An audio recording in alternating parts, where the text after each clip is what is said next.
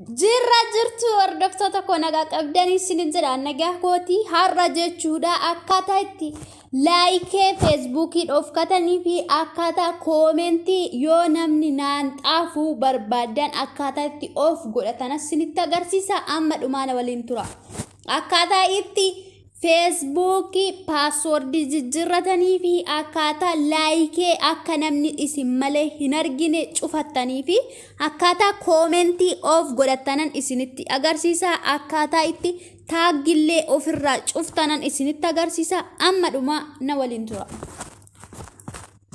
Feesbuukii keessa seenna.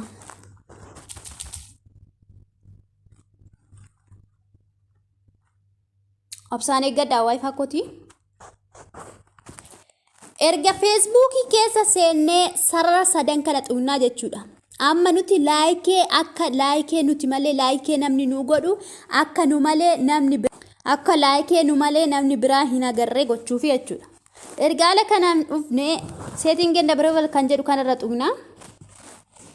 Okay, amma seetingii keessa xunnaa.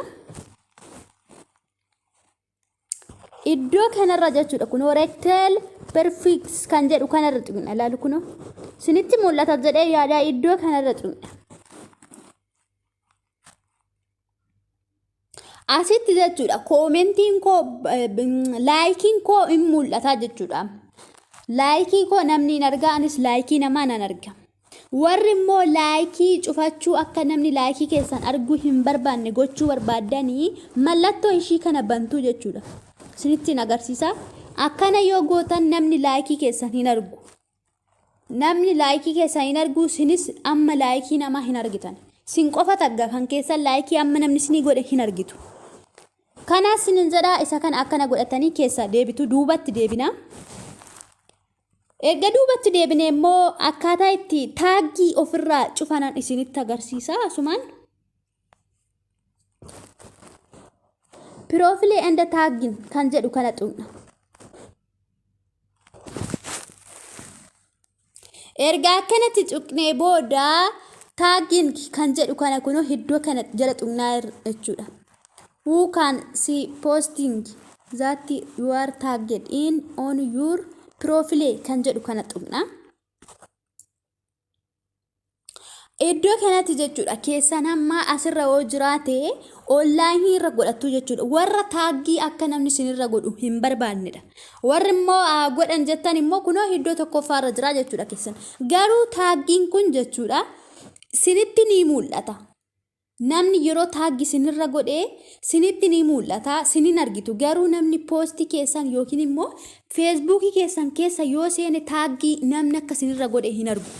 Fakkeenyaaf yoo taaggiin kun banaa asirra jiraate taaggii nuti sin agarraa namni yaaduma FB keenya keessa seenee yoo poostii keenya laalu dhufes taaggii hin arga. Asirra yoo godhan immoo nu qofat arga taaggii sanaa jechuudha. Akka namni taaggii nurra godhee waa barbaades waa gaaris waan hin taanes bakka ijoollee zim jedhanii waa tokko tokko waan namarra godhaniif hankoo amma asirra jira jechuudha. Ani nan arga taaggii namaa garuu namni dhufee piroofilii koo jala seenu hin argu. Ani garuu nan argaa jechuudha. Kana kanumaan bira darbaa. Amma immoo jechuudha asuma jala amma seetinguma san keessa jirra jechuudha. Duubatti deebina. Erga duubatti deebinee xiqqoo ishii gad harkisne jechuudha. Warra paaswoordii jijjiirrachuu barbaadu jechuudha. Kana dura barsiiseen ture garuu gaafii baay'ee waan naaf dhiyaate fi TikTokii keessatti iddoo kanatti jechuudha paaswoordii jijjiirrachuudhaaf paaswoordii enda security kan jedhu kana xunna. Erga haala kanaan xuqnee akkamitti namni feesbuukii keenya keessa jira kan jennu yoo beekne iddoo kanatti moobaayiliin lama nu dhufa. Kuni moobaayilii kiyyaanatu keessa jira jechuudha. Kun tokkoffaa kuni ankootidha. Anatu itti fayyadamaa jira. Lammaffaa anatu moobaayilii biraatiin keessa seene. Kanaaf azalatti naa fide jechuudha. Fakkeenyaaf sin immoo moobaayiliin nama tokko yoo iddoo kana mallattoo tuqaa sadii kana tuqxanii jechuudha. Kunoo iddoo kanatti log out gootanii keessa baastu jechuudha. Haala kanaan kunoo keessa bahee jira jechuudha. Ankoo sun inni namatti seene ka'e tokko. Keessa bahee qofa keessatti hafee jechuudha. Argaa jirtu jedhee yaada. Amma jechuudha iddoo kanarra seet al kan jettu kana xunna. Kunoo yoo namni jiraate jechuudha akkasitti baay'isee nuu fidaa jechuudha. An amma feesbuukii biraatiin seene waan fayyadamuuf akkasitti baay'isee naa fide. kana keessaa balleessuudhaaf yoo namni biraa keessa jiraates bakka barbaade biyya isaa wajjin himaa jechuudha. Biyya namni feesbuukii sun maqaa namaa yoo jalatti isinii dhufe akkasittiin tuqxanii loog aawut gootanii keessa baaftu jechuudha. Haala kanaan keessa baaftu jechuudha, keessa ba'aa jechuudha. Namni si waliif fayyadamaa jiru haala kanaan keessa ba'uu danda'a jechuudha. Kana okay, duubatti deebina. Paaswoordii jijjiirrachuudhaaf change paaswoordii kan jedhu kana tuqna. Iddoo kanatti jechuudha wanni isinii galuu qabu paaswoordii yoo kan duraa beektan malee jijjiirrachuu hin dandeessani.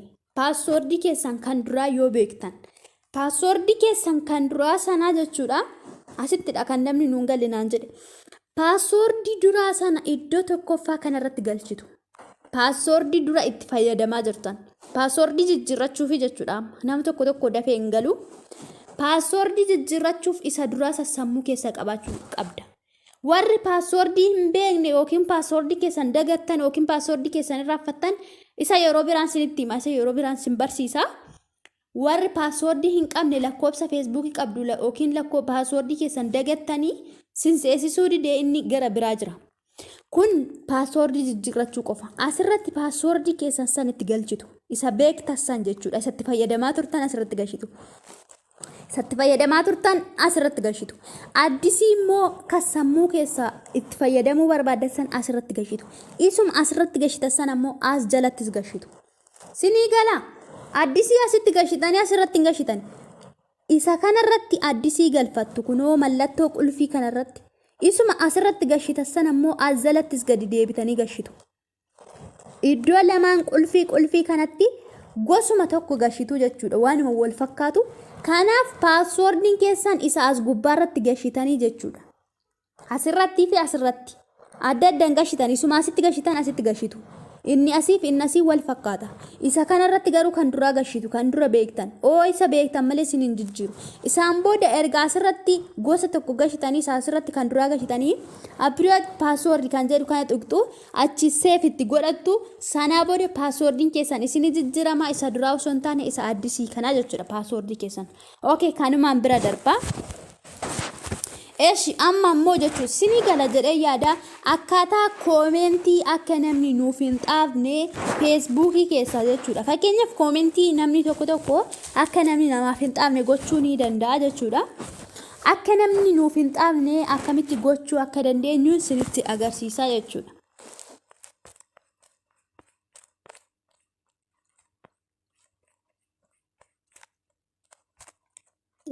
Akka namni nuuf hin xaafne gochuudhaaf mee fakkeenyaaf akka namni koomentii nuuf hin xaafne gochuudhaaf jechuudha. Amma laayikii dhofkachuu dandeenya jirra. Laayikiin sinitti mul'ata garuu kiyya mul'achaa jira natti garuu namni biraa immoo arguu hin danda'u yoo hin cufadhe. Okay, amma koomentii akkaataa itti of godhatanan isinitti agarsiisa. Koomentuma gadi tuqxu kun amma banaa jira. As jalatti homtuu hin jiru jechuudha. Iddoo kanarratti naaf fida barreeffama amma innaan ani of godhee ka'e. Okay. Duubatti deebitanii sarara iddoo tuttuqaa sadan kana tuqxu. Koomentii akka namni siif hin barreessine yoo barbaadde poosti gootee kaate asirra tuqxu. Erga achirra tuqxanii kan koomentii on your post jedha. Asirra tuqxu. Erga asirra tuqxanii kun public irra jira kiyya koomentiin banaa jira jechuudha. Sinimmoo yoo fedha keessan ta'e koomentii akka namni isin hin xaafne barbaadan laayikii qofa barbaadan jechuudha. Iddoo kanarra gootu jechuudha. Kun iddoo kanarraa buustanii asirra gootu. Isaan booda dan itti gootu jechuudha. Yeroo kana gootan amma sinitti agarsiisa jechuudha barreeffama. Kun iddoo kanatti jechuudha. Our password and tags. This is your moment on to comment on this post jedha. Kanaaf iddoo kanatti cufamee jira jechuudha. Koomentii namni dhufee naa barreessuu hin danda'u. Haala kanaanii akka irraa baratan abdiin qabaa sinin jedha. Kana fakkaata barnoonni warri haaraa dhuftan subscribe godhaa.